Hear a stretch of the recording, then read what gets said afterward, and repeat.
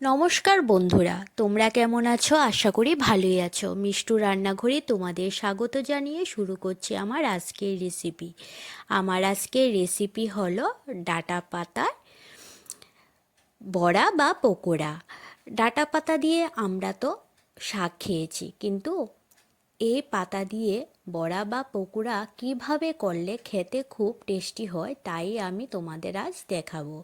এর জন্য তোমরা পুরো ভিডিওটা দেখতে থাকো। এখন আমি এই ডাঁটার শাকের পাতাগুলি বেছে নিচ্ছি। যে পাতাগুলি নরম সেই পাতাগুলি আমি নিয়ে নেব।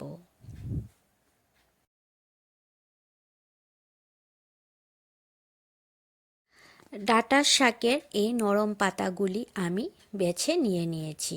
এখন আমি পাতাগুলি ধুয়ে খুব মিহি করে কেটে নেব।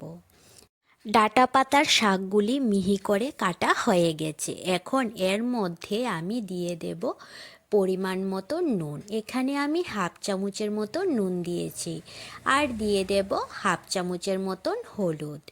তারপর এর মধ্যে দিয়ে দেব আমি হাফ চামচ থেকেও কম লঙ্কার গুঁড়ো। ঝালটা তোমরা তোমাদের পছন্দ মতনই দিতে পারো, কিন্তু কম ঝাল হলে ভালো হয় খেতে। এখন আমি এর মধ্যে দিয়ে দেব কোচানো পেঁয়াজ।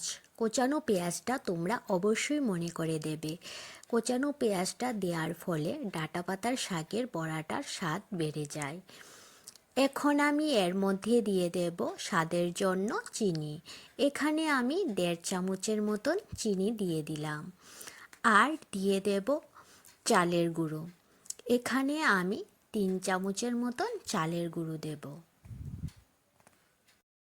3 চামচের মতন চালের গুঁড়ো দেওয়ার পর এখন আমি এর মধ্যে দিয়ে দেব ডাল বাটা। এখানে আমি মুসুর ডাল বাটা নিয়েছি, তোমরা চাইলে অন্য ডালের বাটাও দিতে পারো। মুসুর ডাল বাটা দেওয়ার পর এখন আমি সবগুলি একসাথে ভালোভাবে মেখে নেব। এখানে আমি জল ব্যবহার করব না। সবগুলি মাখা হয়ে যাওয়ার পর এই ডাঁটা পাতা থেকে জল বের হবে। এই জলে মাখাটা আমার হয়ে যাবে।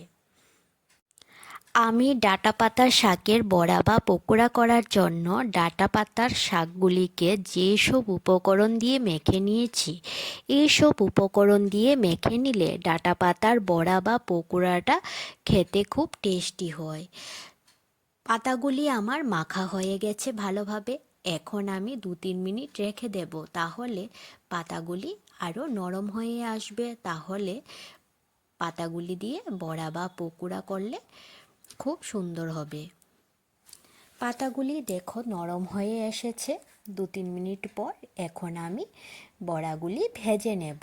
এর জন্য গ্যাসে আমি একটা কড়াই বসিয়ে দিয়েছি, দিয়ে দিলাম সাদা তেল।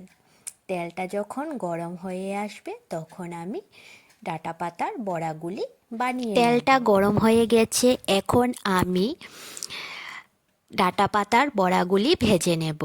আমি যে পাতাগুলি মেখে নিয়েছি সেখান থেকে অল্প অল্প অংশ নিয়ে বড়া শেপে তেলের মধ্যে দিয়ে দেব।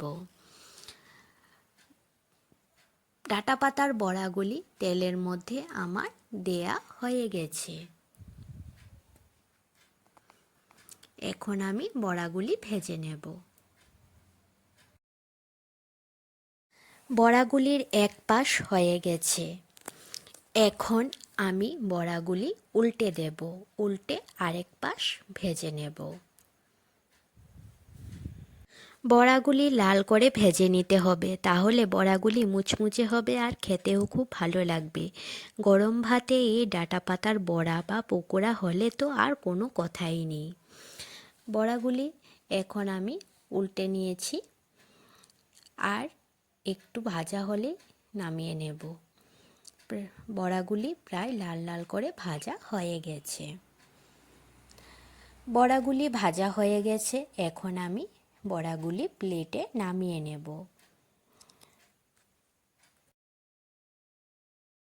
বড়াগুলি ভাজা হয়ে গেছে, এখন বড়াগুলি প্লেটে নামানো হয়ে গেছে।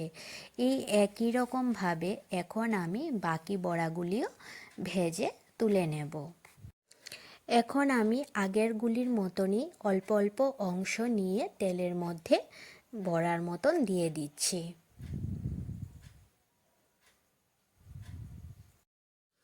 তোমরা কে কে এই ডাঁটা পাতার শাকের বড়া বা পকোড়া খেয়েছো তা অবশ্যই জানাবে। আর কখনো যারা খাওনি তারা একবার বানিয়ে খেয়ে দেখো, খেতে খুব টেস্টি হয়। বড়াগুলির এক পাশ হয়ে গেছে, এখন আমি আরেক পাশ ভেজে তুলে নেব।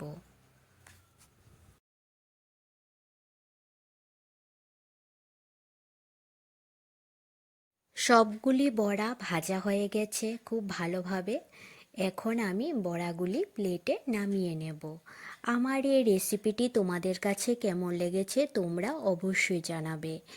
আর আমার রেসিপিটি যদি ভালো লেগে থাকে তাহলে লাইক আর সাবস্ক্রাইব করে দেবে। আমার ফেসবুক পেজ মিষ্টু রান্নাঘর, এই পেজটি ফলো করে দেবে। ফেসবুক পেজের লিংক আমি ডিসক্রিপশানে দিয়ে দিয়েছি।